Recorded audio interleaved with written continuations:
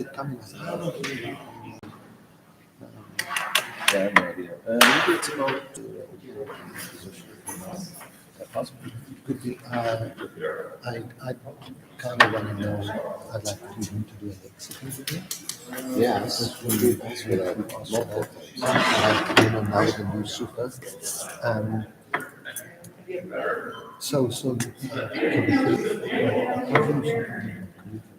can you get something similar to the years that I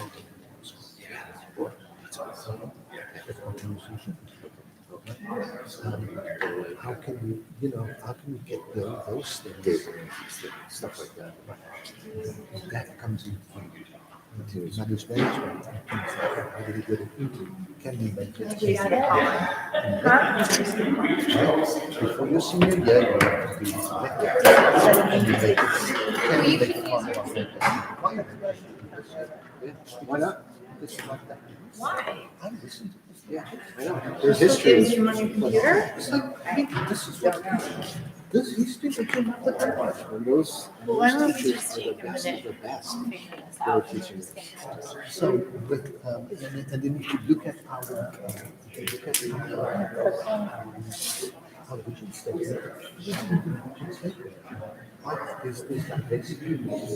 I'm told you're my camera. It's an online course. So, And we couldn't figure out how to get mine connected. I figured this was had a better version. did you get one of these? Oh, from Michelle? Yeah. Oh, okay. I just think wanted I to make got sure I wasn't in trouble. Yeah, no.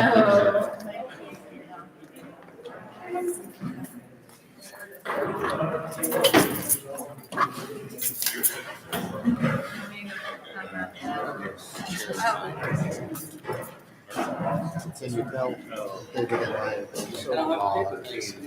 Yes. So you know what the question is? So it's kind of, at least now they're right for a year.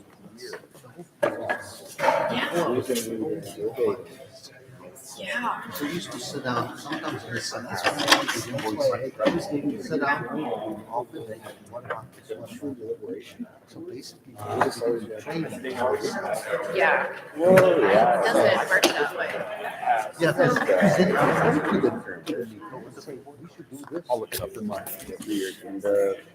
Minutes or better minutes, yep. Make like 30 minutes. Just write down 20 minutes, you're done. But then you'll get to Okay. Like people have signed activity. People have signed for lunch. Okay. go through So then, like, please speak to my that. side. Okay, so public hearing, so the public can speak. Agenda item. But we don't follow. Discuss proposed increase. Yeah, you don't need to say Are you allowed? I can let you, so you can. And then I think, we go, we go to this year, public comment. Yes, so then you'd say, This is for lunch. okay, So so. nobody has done Chandler's. So people have done Debbie's. You can follow them if you want. And then, there'll be, So every time. And then Pat's gonna have to see that. Yep. Almost every night. because it's about a way, right? You will then allow the public. It's cheaper to pay them. I understand. That's all I get to. Right, but here, but people have to say. Yeah. And someone will just not put them in. 5,000. You can say, you speak on any of To fight it. it. Mhm. It's like, But they always say. it's Hey, not Pat, good. put you on speaker. We are. It sure looks like that. That's what it feels like when you're shut down. We're about to start the hearing. It's kind of better. It's at 6. Yeah, it's, The hearing starts at 6 and then it leads right into the board meeting.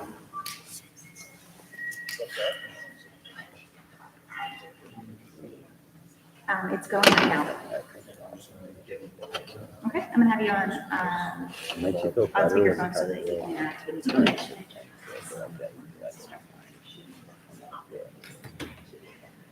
Then something comes up. So, Because we can already opinion, right? we know the outcome already. Say, right? And then say, well, just so that. I didn't realize the school had that. So yeah. Okay.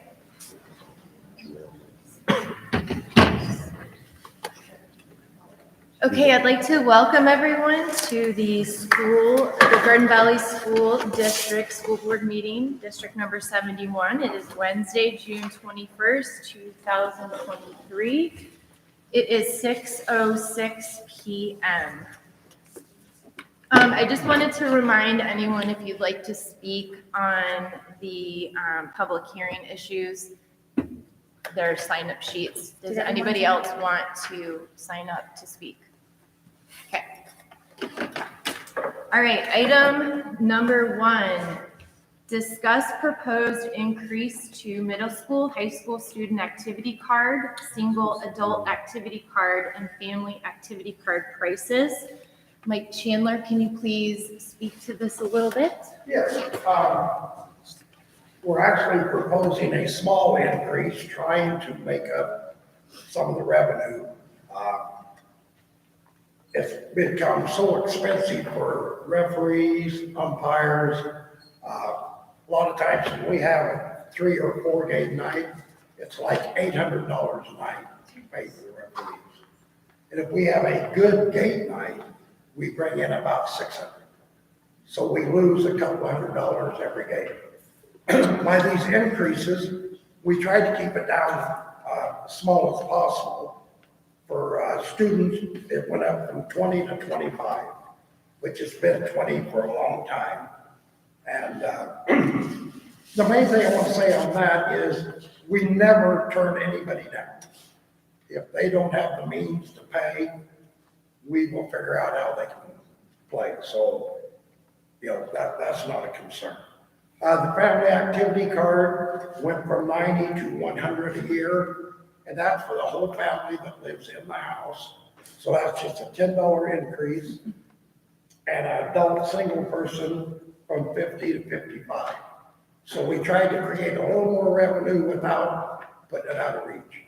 Because I know a lot of schools where my daughter and her kids play, it's like $300 for a family pass for the year, and we don't want to go there as far as I'm concerned.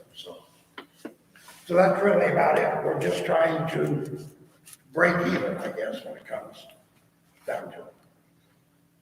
Thank you. Yes. Could you just explain what this covers, because some of us don't know? Well, it goes from everything for uniforms, equipment, balls. It's kind of like in football. Football helmets now are $500 and some each. And they do a lot of their own fundraising, but the state inspects them every year. And if they don't pass inspection, don't care how good you think they are, you must get good ones, for safety and all that. But it goes right back into the programs.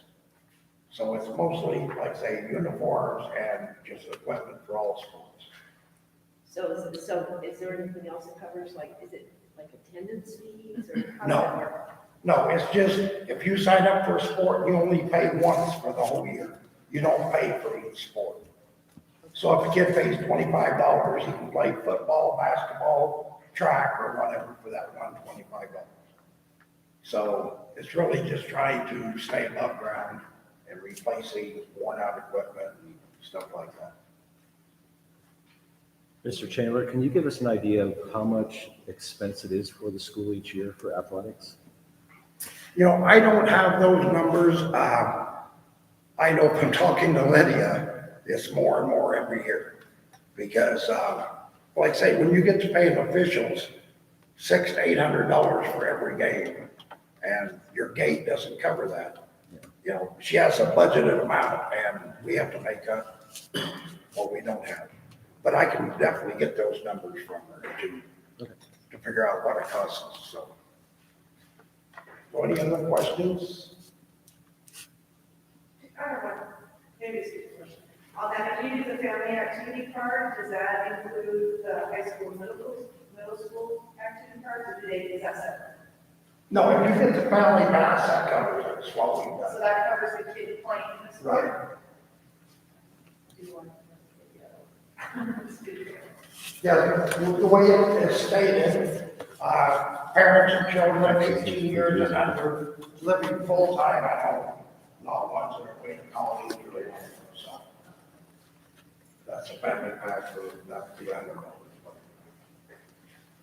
Sorry, I'm just confused about this, but it's, parents, they're not playing. No, but they get into all the games with the Okay, so pass. this is a pass to get in the game. Yes, as well. and the football, basketball, Okay, all those games. That's what I was trying to understand.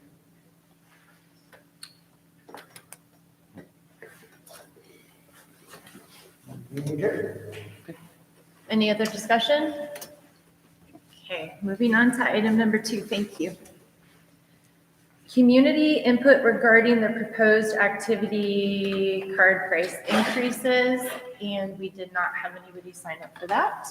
So moving on to number 3, discuss proposed increase to adult breakfast, adult lunch, and salad bar prices. Debbie Updike. Those increases are mandated by the federal government, and so we're required to go with that increase. It's called unfunded mandates. What's that? It falls under the category of unfunded mandates. They tell you what to do, but they don't give you the money to do it. Okay. It's mandated. There's nothing you can do about it. Okay. Okay. Any other discussion on that? Okay.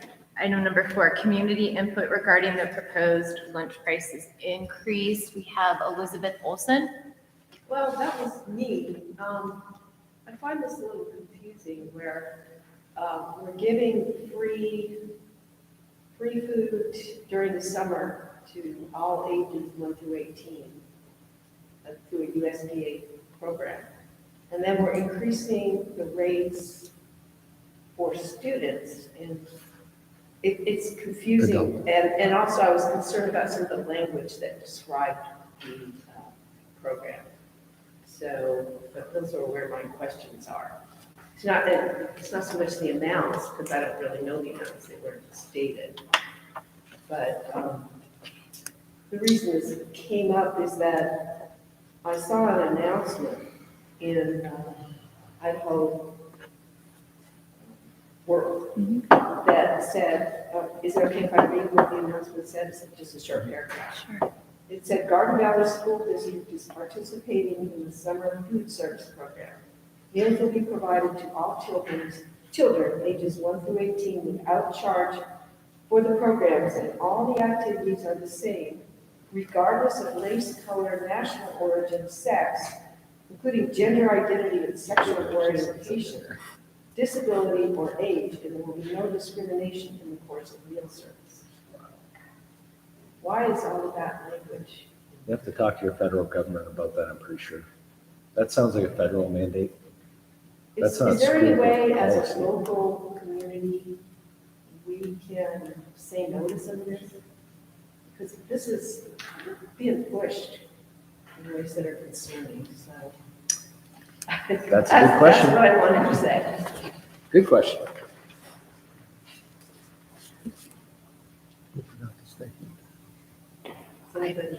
Who put out that statement? I know it's come from the school, but somebody at the school, a person would have done it. Gave that to the Idaho World to publish. Right, I submitted that. Okay. Okay. To Idaho, and they're required, or it's their option to publish it or not. Okay. And all it is an announcement that we are providing the summer food service program free to Okay. kids 1 through 18. We are required to have that verbiage, or they are, as part of the federal program. So you're mandated to do that as well, right, Debbie? Yeah. So this is all federal. And if you, okay. It's not coming from the administrator, right? It's Right, I being get generated. that, but that language is concerning Mhm. for the community because of what the federal government is mandating the community to basically be subjected to. The money is one thing, but the language is a push in the wrong direction. And anything the school can do. So what Debbie has said is, if we have the program, that is the language we have to use for the announcement of the program. And so are there alternatives to not having the program? Is there a way to say? Yeah, we cannot have the program. Right, But there is a lot of families who benefit from that program during the summer months. So and so can you explain the difference between an open site and an open migrant site? Because that was also in the announcement. An open site serves anyone who comes to eat. An open migrant site? An open, It Migrant, said open migrant site.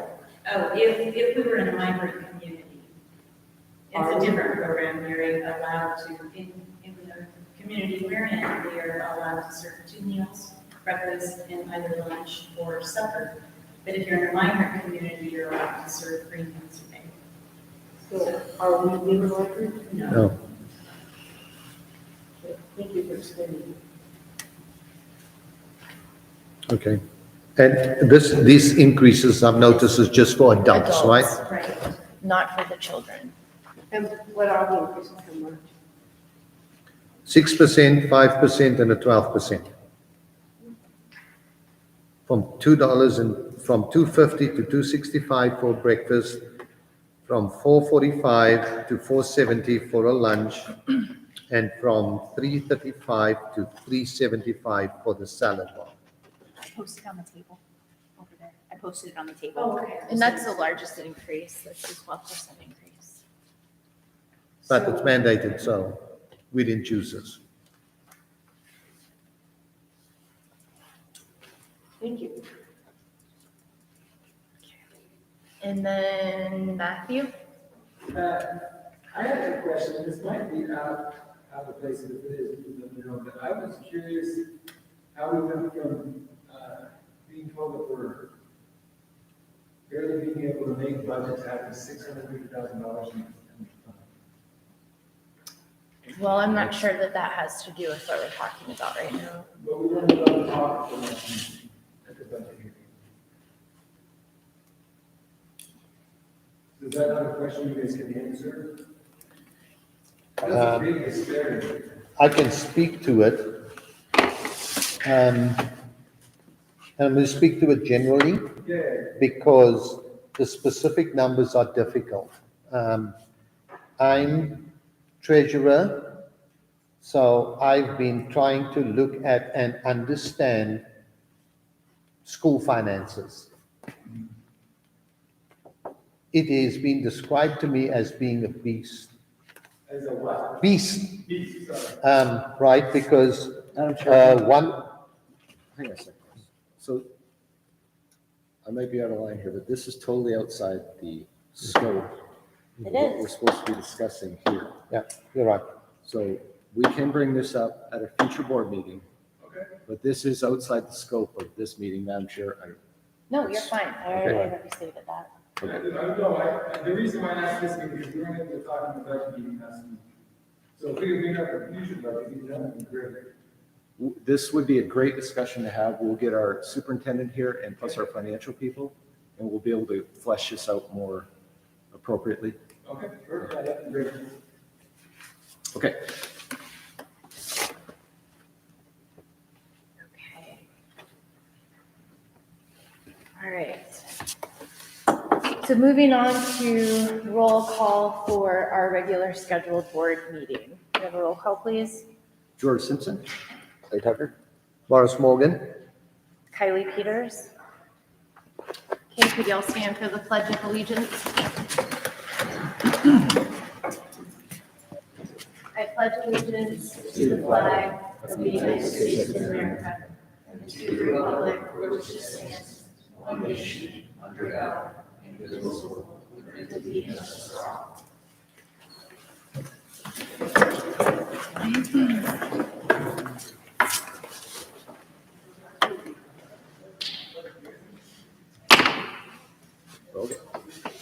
item number 4, do I have a motion to approve and adopt agenda?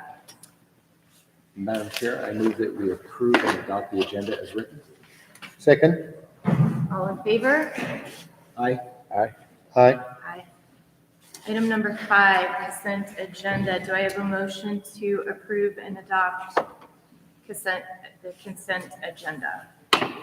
Madam Chair, I move that we approve the consent agenda as listed. Do I have a second? Second? All in favor? Aye. Aye. Aye. Item number 6, delegations and reports. Principal report, Dr. Stephen Lynch. Ooh, you got a chart? We cannot print the typical 8.5 by 11, so we have like a 80 by 40 instead. Wow. For you guys to share,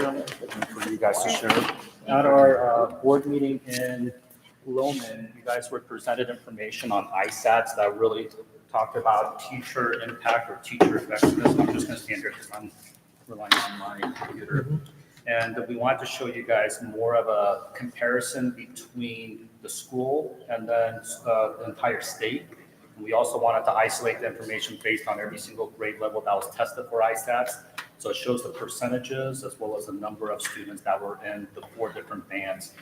Just for review, in ISATs, there's 4 different levels, 1, 2, 3, 4. 4 is has met it, 3 has approaching, or actually 4 is exceeded, 3 has met, 2 is approaching, and 1 is below standards. And you can see that it's color coded as well. Blue is 4, green is 3, yellow is 2, and red is 1. I'd like to just move your attention to the ELA for grades 3, 4, 5, 6, 7, 8, and 11. On the very left-hand column is the grade level, and it's all at the top is Garden Valley School District, and at the bottom is the state. The next one is just telling you that it's a summative one, so it's the year-end one, which it's open for about, I believe, about 6-week window. The third one is just telling you the year.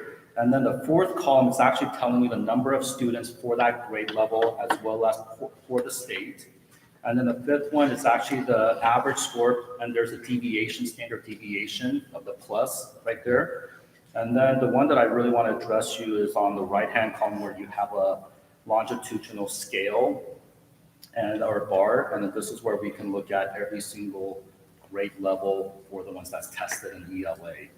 And I'm not going to go over every single one, but you can see that obviously if it's red, then it means that it's not so good. If it's in the greens or the blues, it means that it's fairly good. As we scroll down that, please note that on this one here, we accidentally switched math for grade 11 for ELA and math. So it should be actually at the very bottom, it should be ELA, and it's on the math one. So please excuse the little error on that. On the pie chart, I just want to point out that we combine levels 2 and 3 together. And altogether, we have students that are about 2/3 that are meeting state standards for ELA. So we feel really good about that. 2 out of every 3 students are meeting or exceeded the standards for ELA. Are there questions that I can answer for you with ELA, or would you like for me to move on and answer any of those questions towards the end? I'm okay. I'm just kind of absorbing it. Sure. Yeah, I'm like processing This this. is, This is going to take a while, so I Sure, will have of questions. course. Yeah, I just want to let you know that report cards were mailed out, and within the report cards, ISAT scores were also sent within that as well. There's also documented, actually, it's a 1-page document that the State Department of Ed provides, and it's how to understand your scores for ISAT for every single level, 1, 2, 3, 4, for ELA, math, and for science as it's applicable for the grade levels.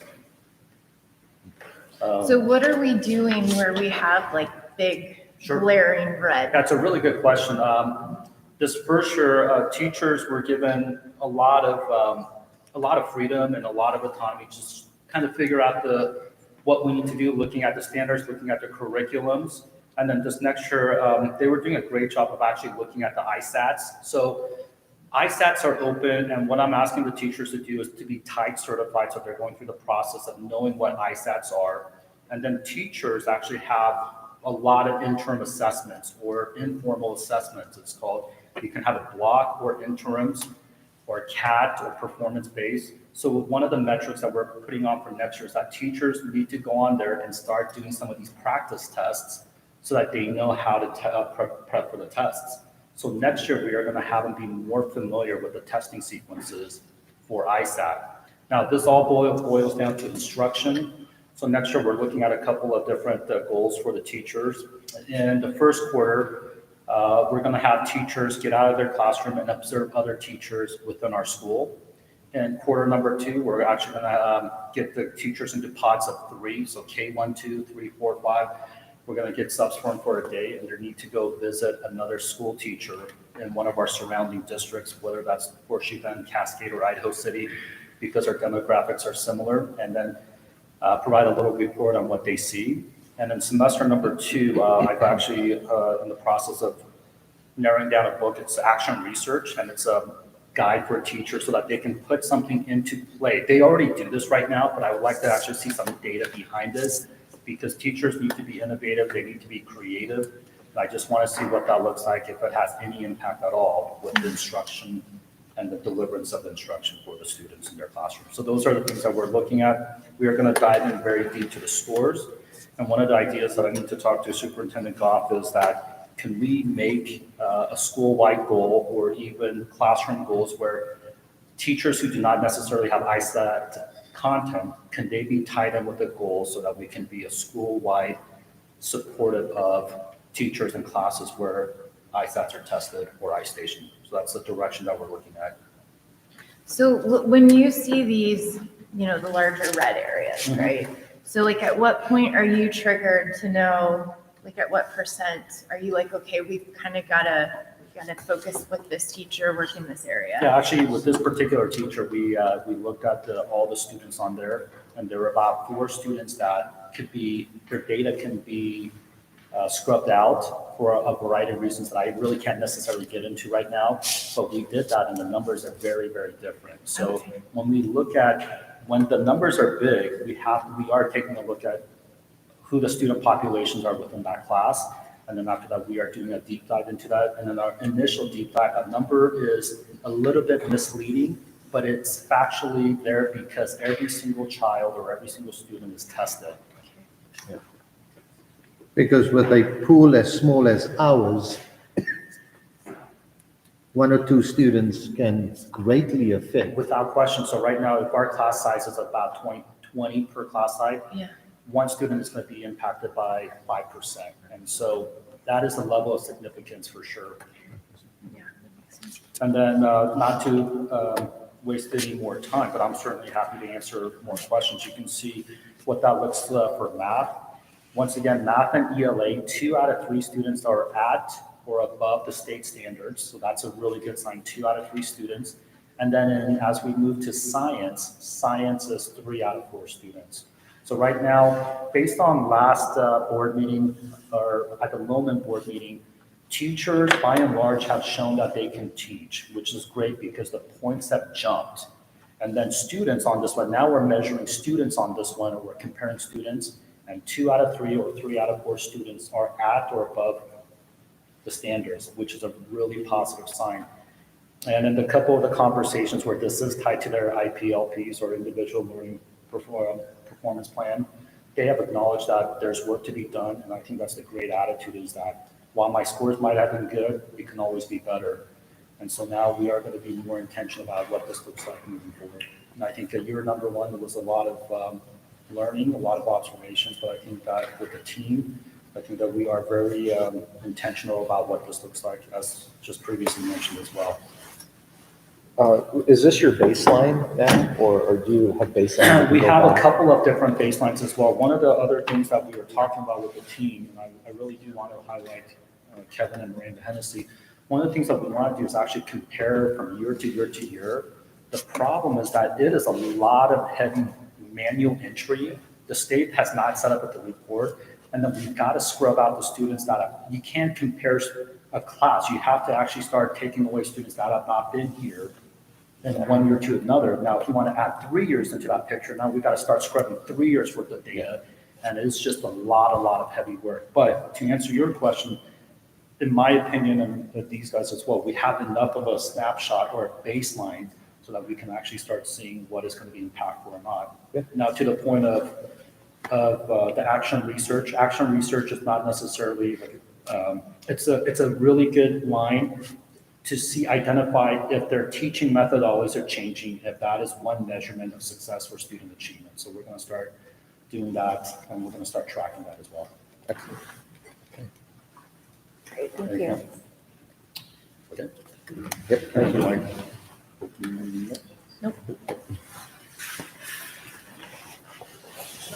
Thank you, Dr. Lynch.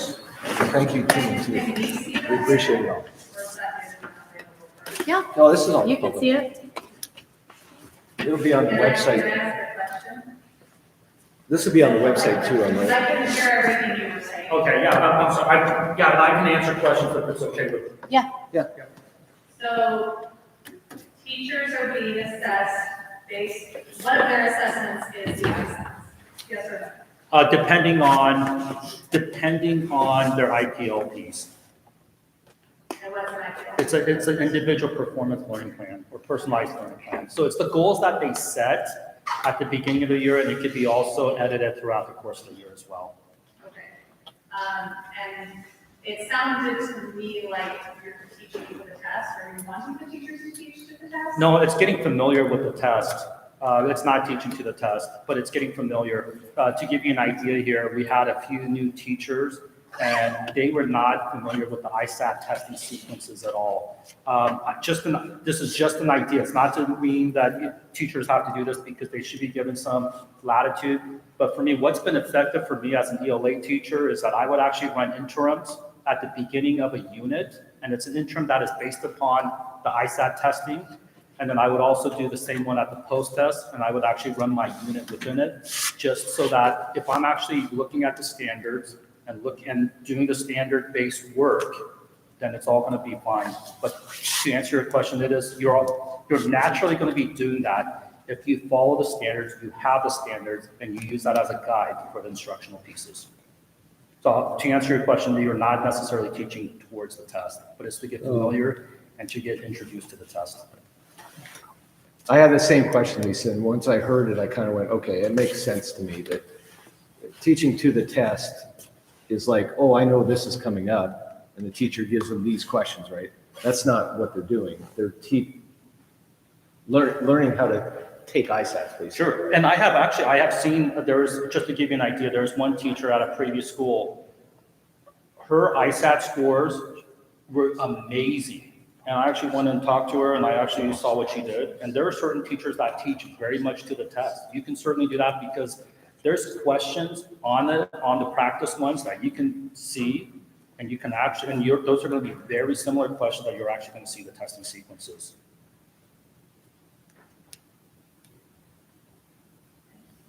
Does the school benefit from higher ISAT scores? Yes, Financially? yes. Thank you. Mhm.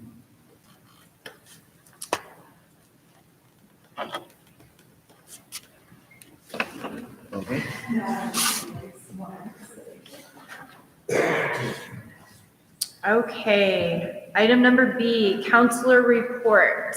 Melanie Gilbert. Okay, I have 3 handouts for you. One's just an overall summary. The second page is going to be our 4-year plan, called a traditional track.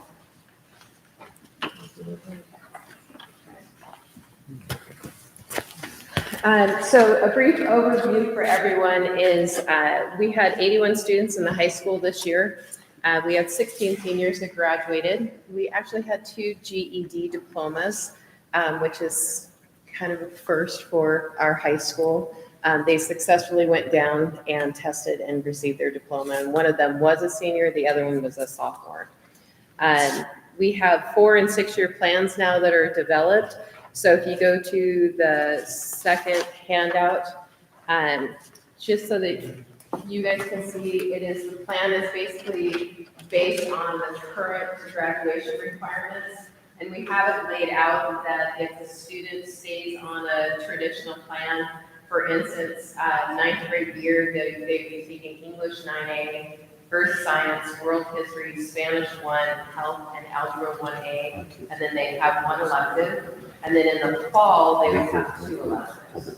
And we're also going to start tracking their testing so that we get more data analytics and make sure that we provide the support that they would need so that they can graduate and be successful in their academic careers. The elective courses that we are offering next fall or next school year has actually doubled compared to what we had last year. That was one of the things that we were tasked with was we didn't have a lot of electives that kids could take in person. And usually it was, the answer was then take an IDLA course, which is an online course. And so now we've got it built into the schedule so that students would actually have a multitude of choices with our staff members. And they still have the option of taking online classes if they'd like to get some variety. But at least now we have more options that they can be in the classroom with the staff member. So, any questions on that? What electives would be? We've got a new class that's math or statistics in sports. We've had anthropology, we've had history through film, we've had cultural studies. I'm trying to think off the top of my head. We've had a variety of ones, and like I said, we're in the process now that we've got the core set, then the teachers know that they need to develop some electives and stuff. So we also we have Spanish 3A. It's not necessarily an elective, but it kind of falls into that realm is we have kind of a remedial college math.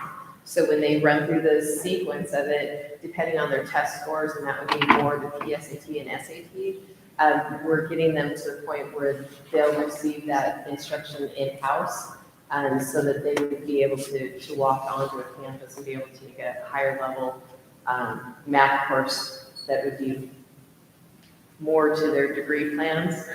So college algebra and above, lots of people are taking statistics and trig and calculus. So anyway, so that's kind of when we were able to actually get the core subjects nailed down to where they need to be. It actually made the electives a lot more stable so that we made sure that we were offering more of them.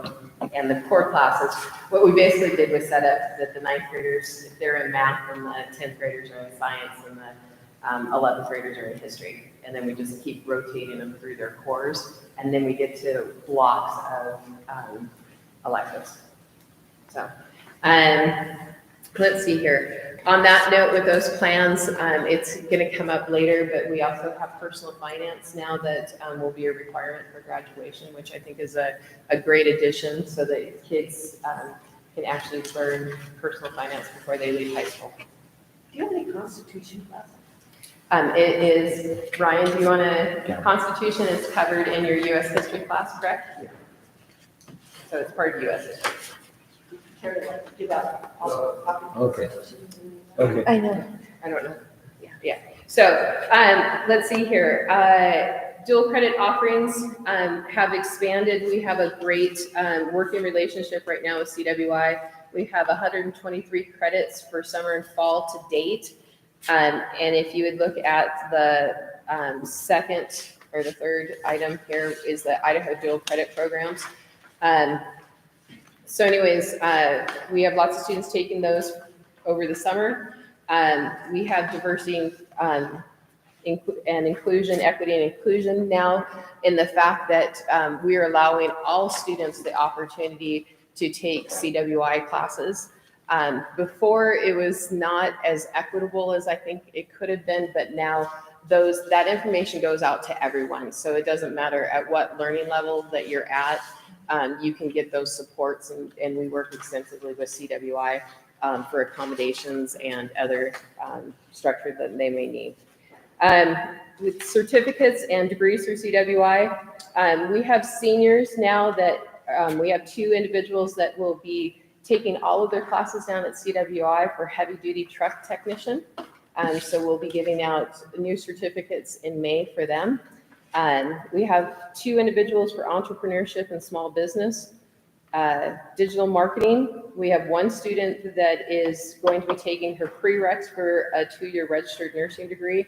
And in the spring, she'll be going down to CWI and starting her nursing program. We have another individual that was part of the business that wants to open up his own studio and have a business. And so he's actually, in the spring, he'll be taking studio art classes at CWI. We're entering a new agreement with Northern Idaho College.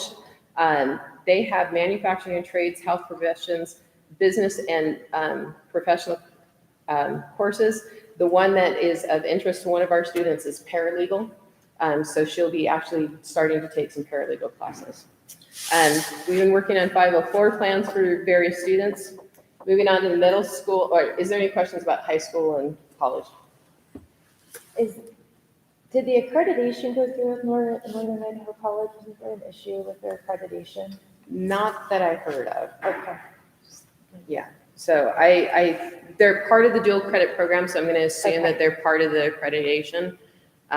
Because we can get advanced opportunity funds, so I will check on that. Let's double check that one. Yes, okay. Middle school, we had 75 students. We worked really extensively with data analytics on the middle school. We started using our ISEP testing, and that revealed some discrepancies with our middle schoolers.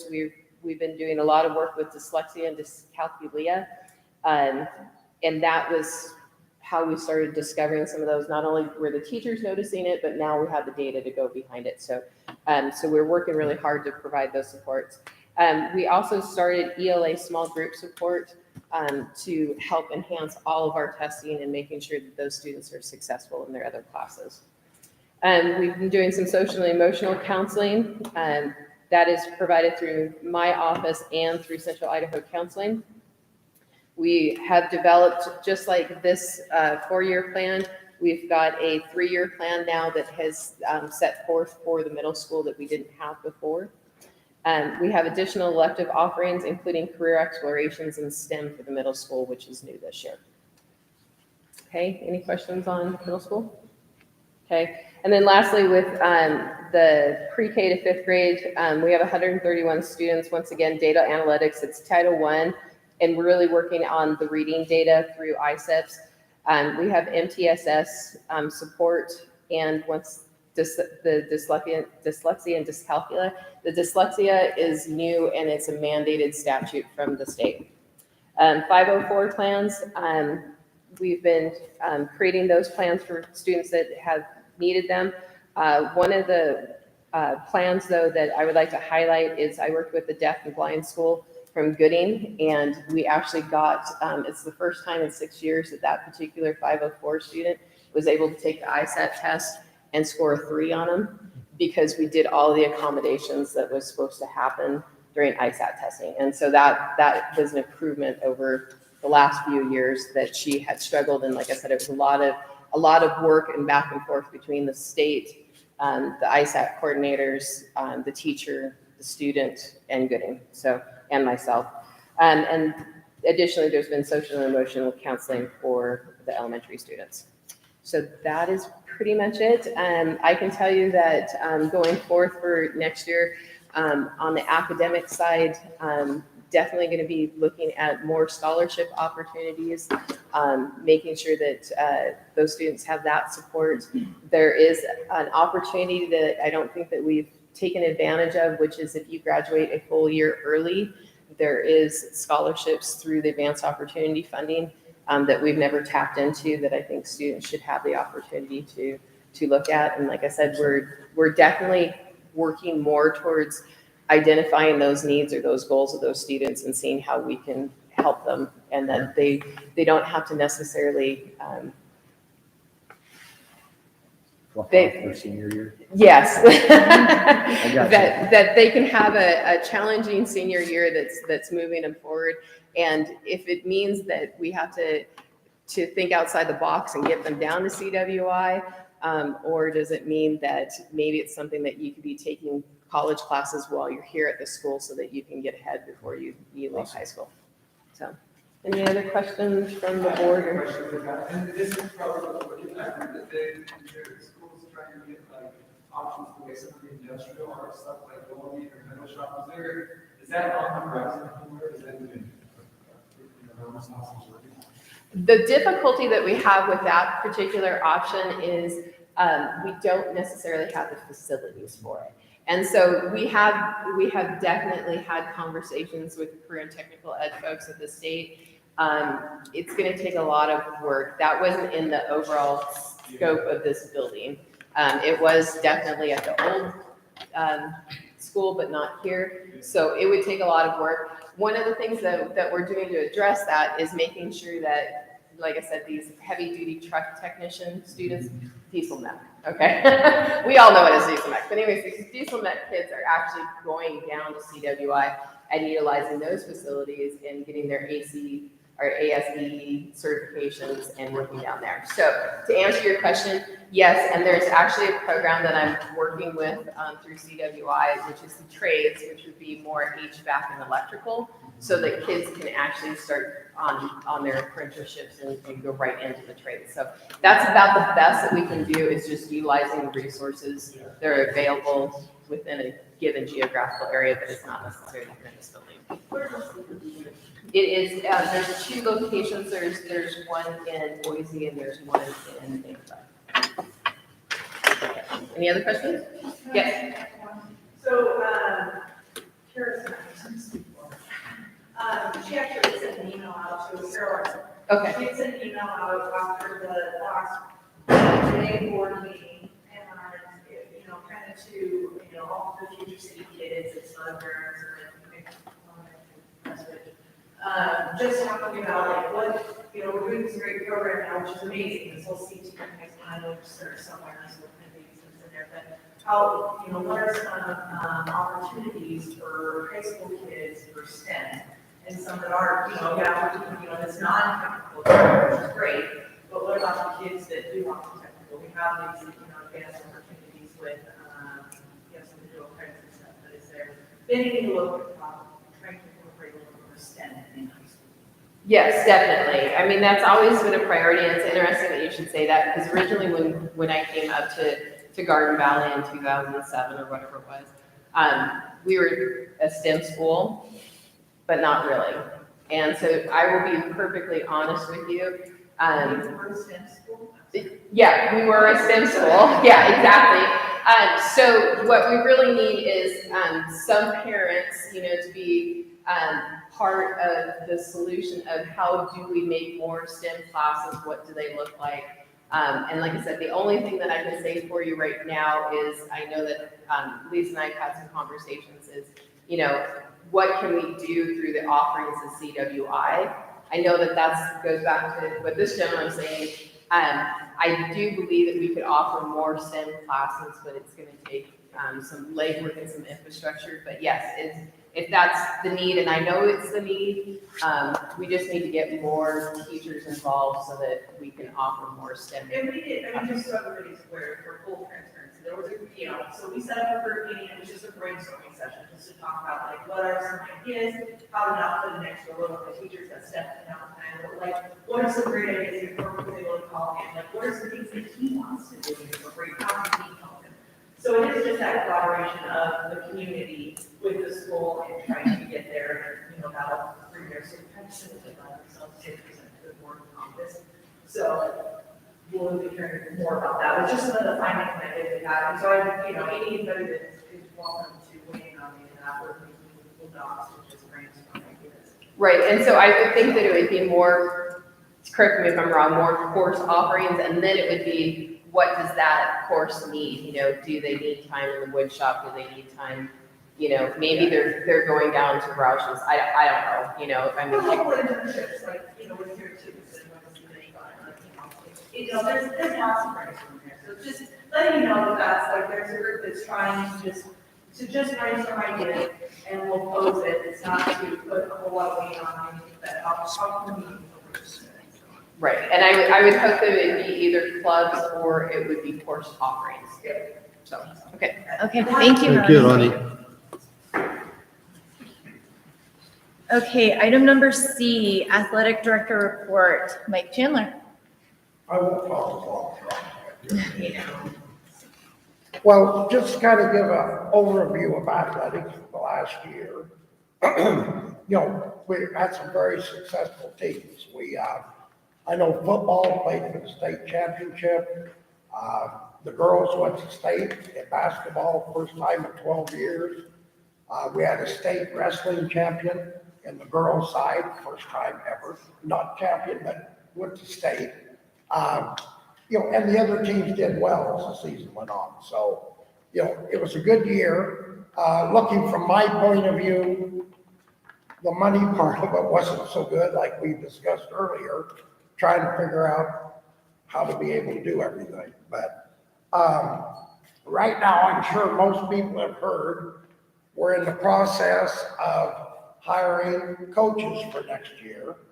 By policy, we should have been rehiring coaches every year. You're on a one-year contract. Today, in fact, it's a deadline for all in-staff or in-house coaches to send in their resumes or recommendations. And so this will be looked at in the next week or so. And then after that, it will be opened up to the public. So a lot of this is just to, some of the community members have been interested in getting involved in coaching.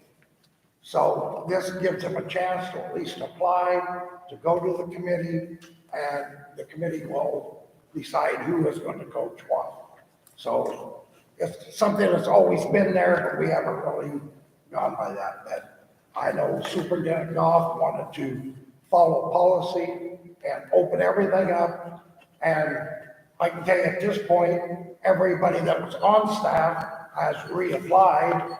And so, you know, then we'll go from there after the committee meets. So I know that's one thing of interest to the community. Or any questions on that? Yes. Are the hirings of the non-certified staff handled in the same manner that hiring of certified staff is with a committee, reviewing resumes, going over everything, having a rubric, you should have a rubric, based on qualifications, all of that? Yes, from when we've had our discussions, the coaches that we have right now that do not work at the school are considered employees of the school.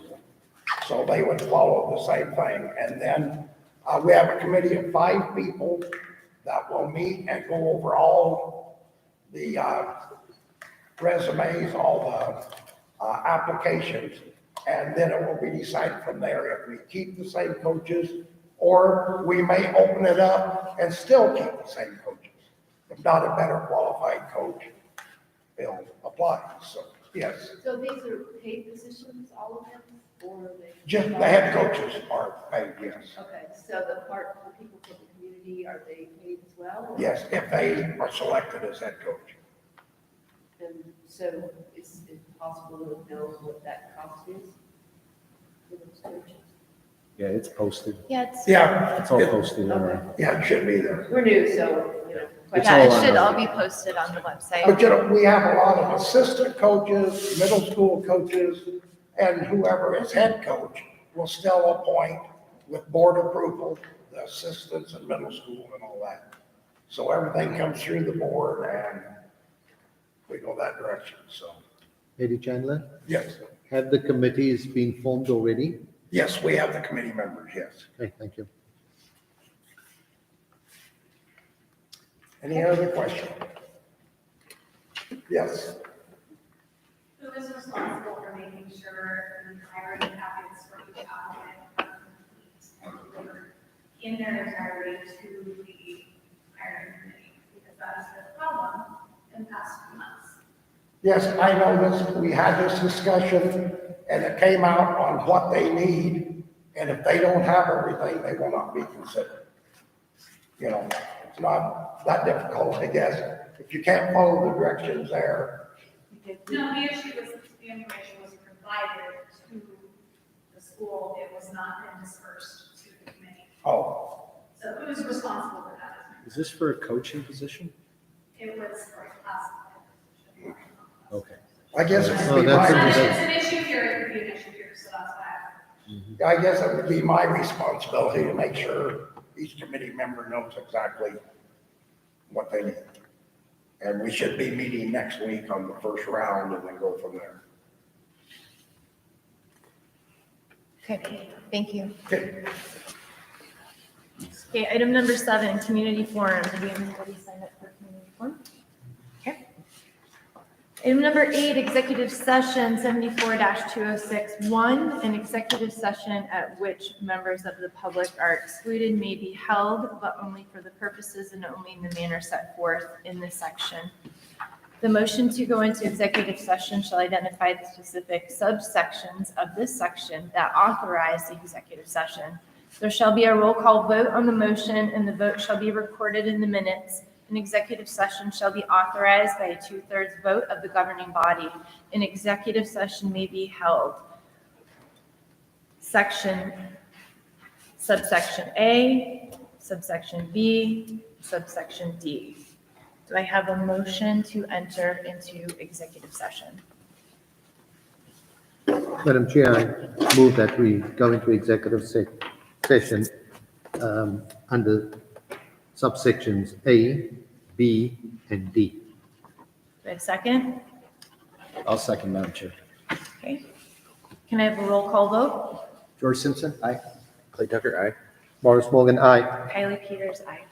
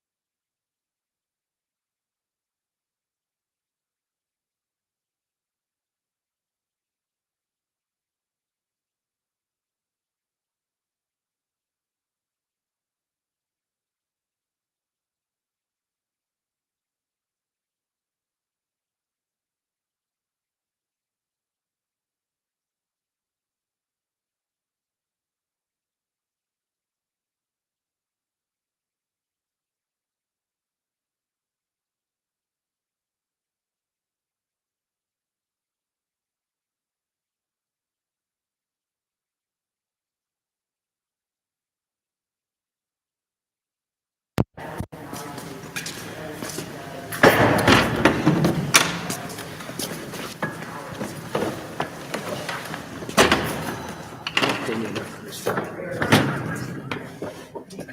Damn serious, dude. I think I'm gonna make a motion that we open this up to a paid position. Oh.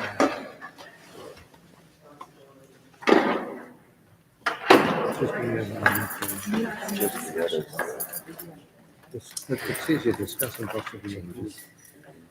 So, That was, I mean, you could say discussing possibly hiring notes for science subjects. First, System discussion. It changed. Okay. First reading. well, it's just on the agenda, it says first reading. Very good. Just to practice. I think we have that very I'll try. anyway. so this is like the fun free kind of stuff. So, It's interesting. We should ask. During the discussion. Yeah. Explain. The tweaks. Yeah. I think so do you discuss it? Just, you know, money is like, science not and education, you do a discussion. Open people Yeah. discussion.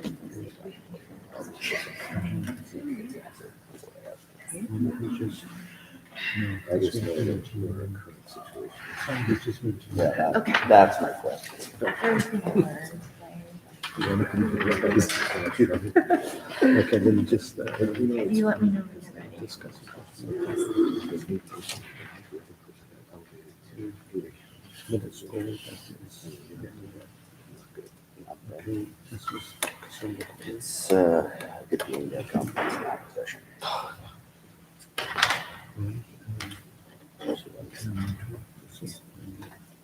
It does matter.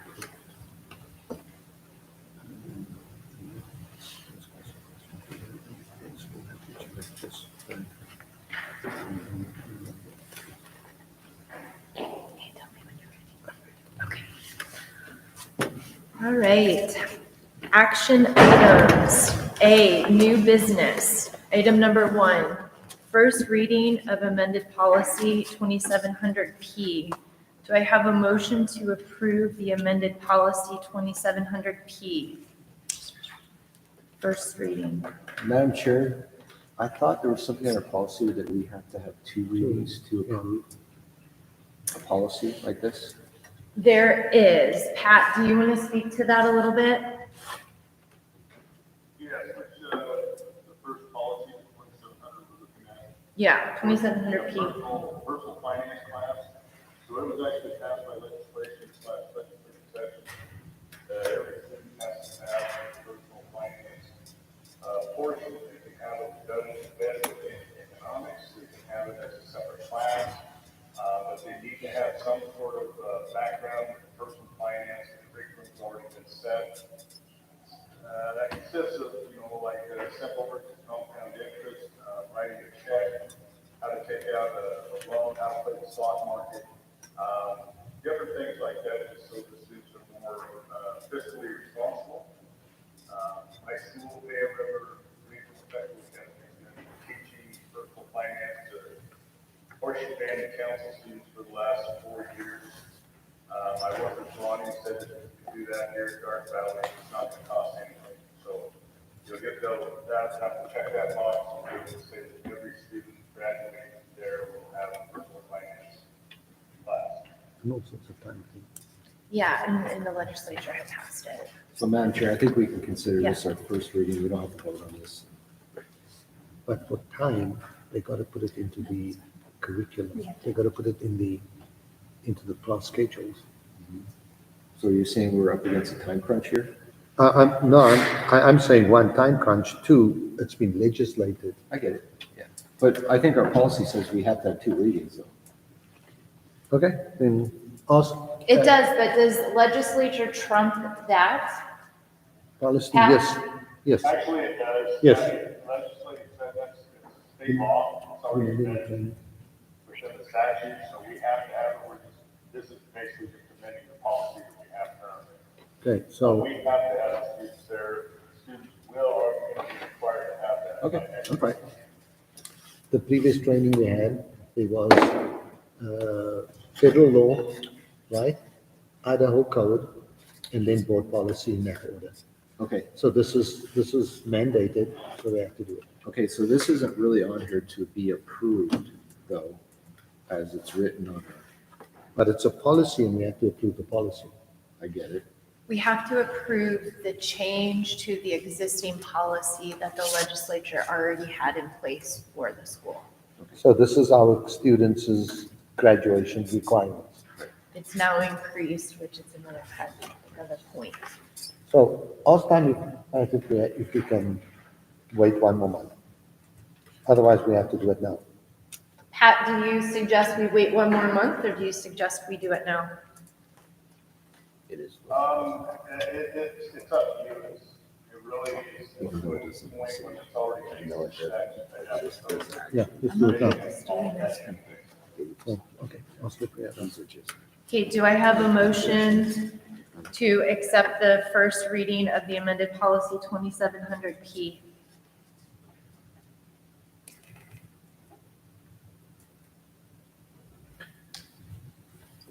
Are we? Can I ask a question? Are we, We have time. We can do first reading. We can have second reading and possible approval at the next meeting in time for our handbooks to be pushed out. They already have things in motion for there to be a class that's offered. Yeah. So I hate for there to be any heartburn over this. okay, It's gonna be okay. so do we have to vote on first? We have to vote. Just a First first. reading's completed. Yeah, okay. Okay, first reading is completed. Item number 2, first reading of amended policy 3050. Pat, can you speak to this one, please? This one was just in the attendance policy and how they keep, whatever the committee comes up with the loss of credit. Come back, they can actually, go through the process of getting the attendance secretary or superintendent, and then, taking it in front of the board. But they have, I think, reduced to 60 days, if I'm not mistaken. That way they have to do it for 60 days, so it doesn't drag out year after year after year. And it puts a daylight on it, so they have to come within that time. Okay.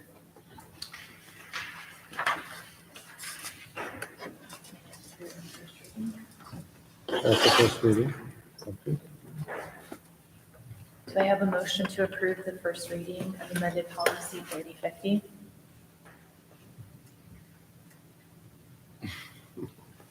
I'll just have a first reading. I don't think we have to. And we go on yet. Okay. Yeah. Item number 3, approve 2023-24 certified contracts. Madam Chair, I move that we approve the 2023-2024 certified contract. Okay, I'll do- second, Madam Chair. Okay, all in favor? Aye. Aye. Aye. Okay, item number 4, discuss and possibly hire Chris Jorgensen with Jorgensen Law as the school district's attorney. Does Pat have any background on this? Madam Chair. Yes, Pat does have information. Pat, can you speak to your experience with Chris Jorgensen? So, Chris Jorgensen, I've dealt with the last 8 years at Hayward Regional Technical Academy. He's one of the attorneys with school laws and very, very familiar with charter school law. David Franklin, who we've been working with ISA, and Andy Grover both give him basically 5 stars, 2 thumbs up, if you want to say. He's done very well with the school district to have. Very knowledgeable and is always there whenever we need any questions they have asked. I'm very comfortable with him, and if the board would like to retain him as the attorney, I think he would be very, very well received. Madam Chair, are we under contract with our current? We're not. No. We work hourly. Okay.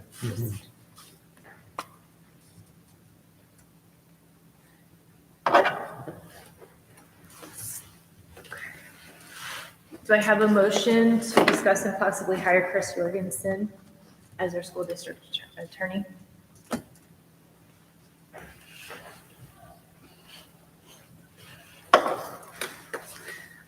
Madam Chair, I'll make a motion to hire Chris Jorgensen as school district attorney.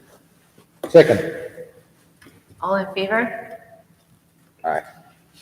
Aye. Aye. Aye.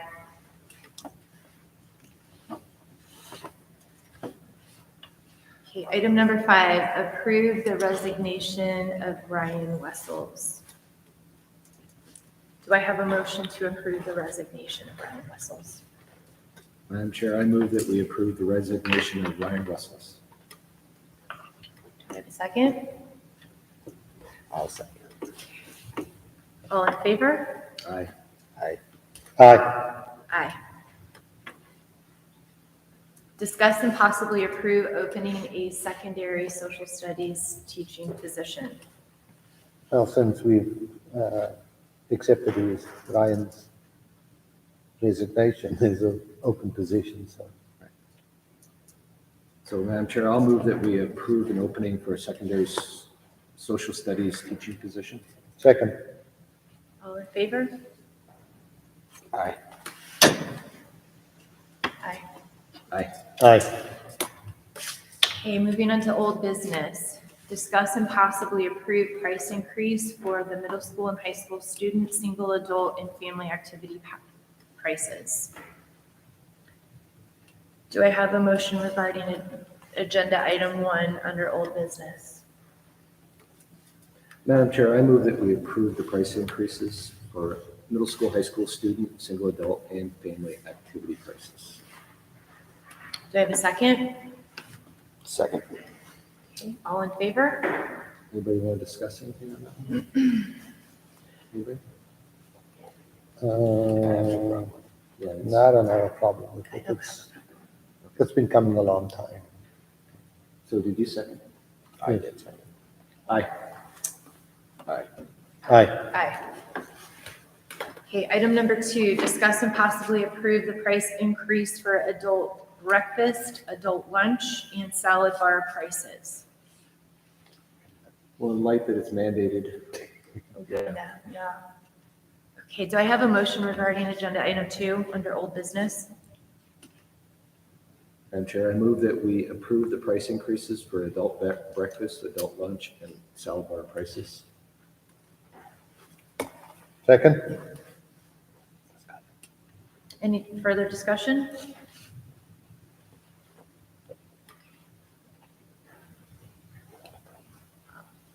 All in favor? Aye. Aye. Aye. Aye.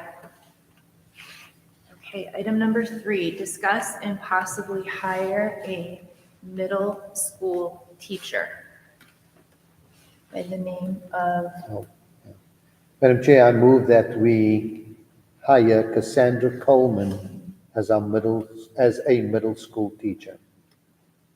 Madam Chair, I will second that. okay. Any further discussion? Okay, all in favor? Aye. Aye. Aye. Aye. Okay, item number 4, discuss and possibly hire an elementary teacher.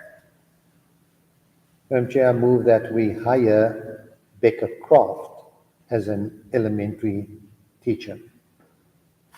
Do I have a second? I will second. Is there any further discussion? It says here 3rd grade. Do we have to make that part of our, It will be for the 3rd grade position. but if we, middle school, then she gives a position, so it's good to stay that way. Yeah. Okay? Elementary. Okay, any further discussion? Okay, all in favor? Aye.